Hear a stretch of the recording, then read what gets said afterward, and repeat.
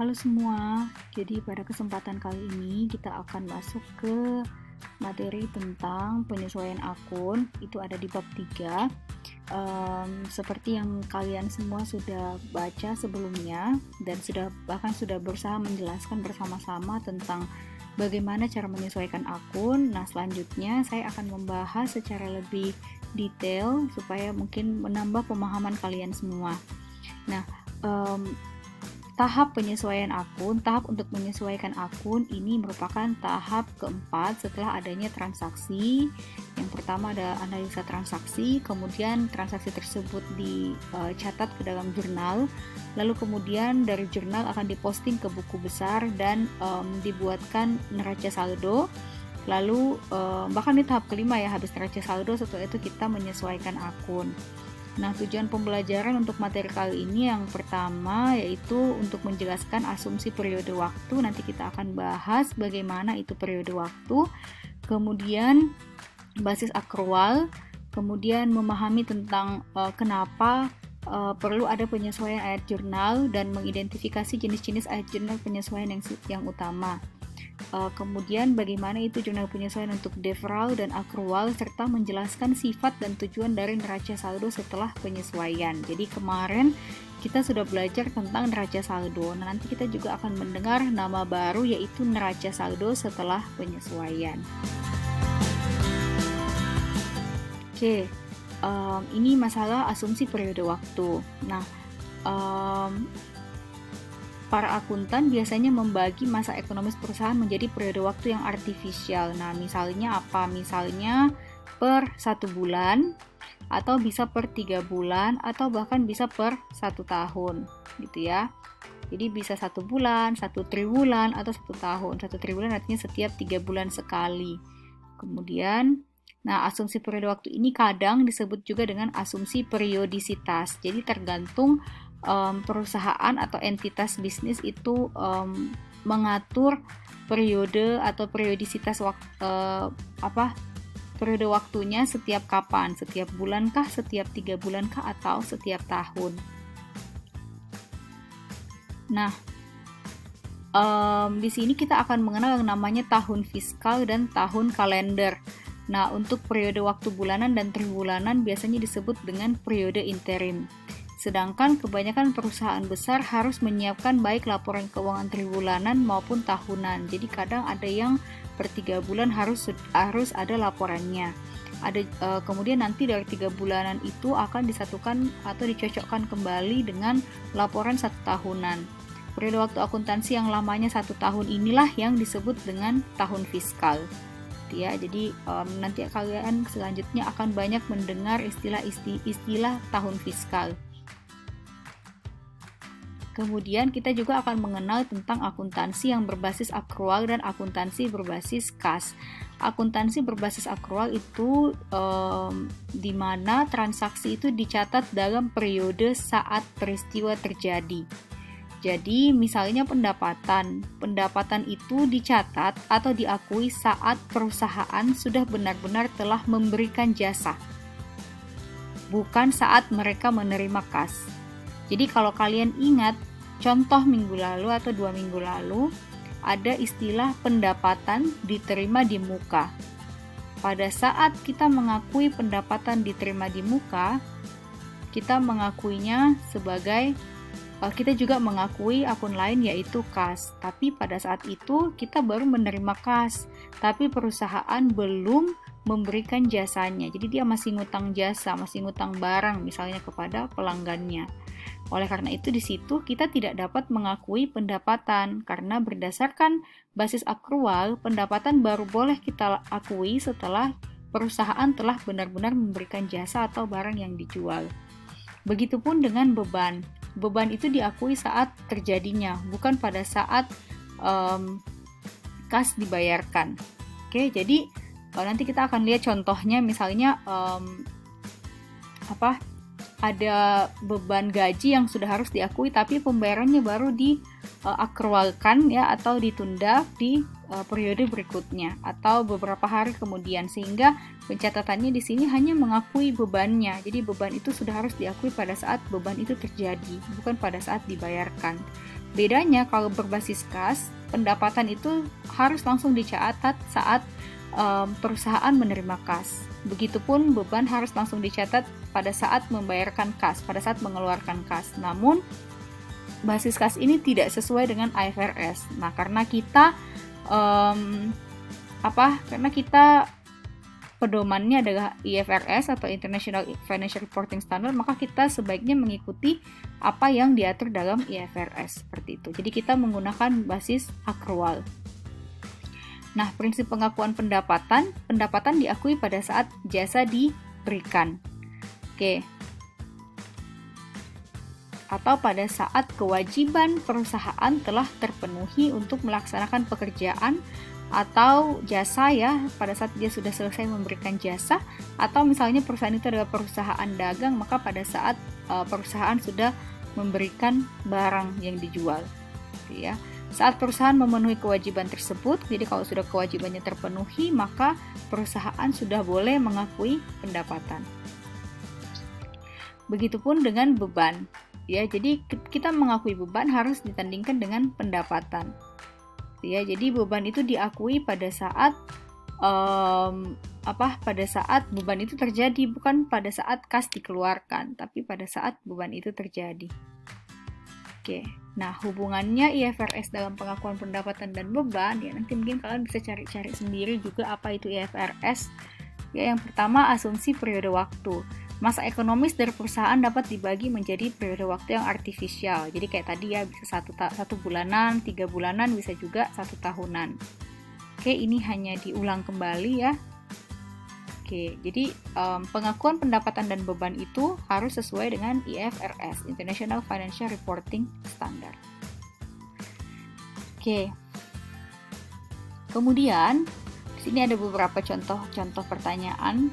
Jadi diberikan beberapa konsep dalam kolom sebelah kiri dengan deskripsi dari konsep di kolom sebelah kanan. Terdapat lebih banyak deskripsi yang diberikan dibandingkan dengan konsep. Sandingkan deskripsi ini dari konsep ke konsep. Periode waktu bulanan dan tribulanan itu masuk ke yang 3 ya, asumsi periode waktu. Usaha harus disandingkan dengan hasil atau pendapatan, itu merupakan prinsip pengakuan beban. Para akuntan membagi masa ekonomi dari perusahaan untuk menjadi periode waktu yang artifisial, itu adalah asumsi periode waktu. Kemudian perusahaan-perusahaan mencatat pendapatan saat mereka menerima kas dan mencatat beban saat membayarkan beban tersebut. Perusahaan-perusahaan mencatat pendapatan saat ini tidak ada di sini. Ini tadi yang A juga tidak ada ya. Periode waktu akuntansi yang berawal pada 1 Januari dan berakhir pada 31 Desember itu disebut tahun kalender.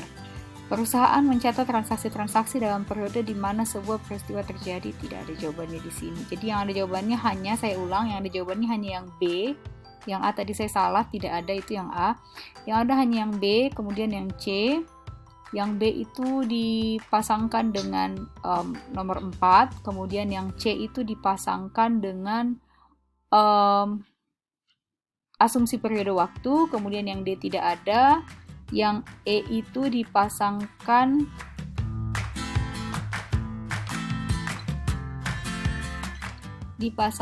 dengan tahun kalender. Oke, kita lanjut.